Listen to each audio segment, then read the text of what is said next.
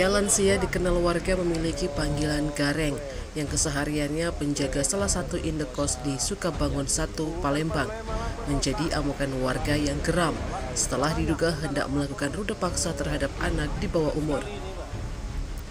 Aksi cabulan diduga dilakukan Gareng itu hendak dilakukan di dalam kamar mandi Masjid Al-Hanin yang berada di Kelurahan Sukajaya, Kecamatan Sukarami, Palembang, di mana menurut informasi yang didapat, aksi Gareng pertama kali diketahui warga yang tengah memancing di kolam retensi yang berada tepat di belakang Masjid Al-Hanin.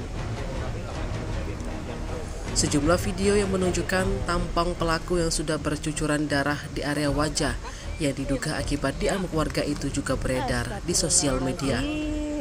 Pada video pertama, salah seorang warga membersihkan lumuran darah di wajah Gareng yang tampak tergeletak di tanah dengan posisi tangan terikat. Si perekam juga menjelaskan aksi cabul si Gareng ini juga sudah berulang kali, meski para korbannya tidak ada yang mau melaporkan.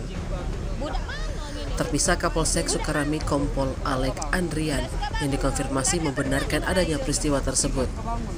Saat ditanyai kondisi dari pelaku, Alek tidak berkomentar lebih banyak. Tim Liputan Sumsel Update TV melaporkan.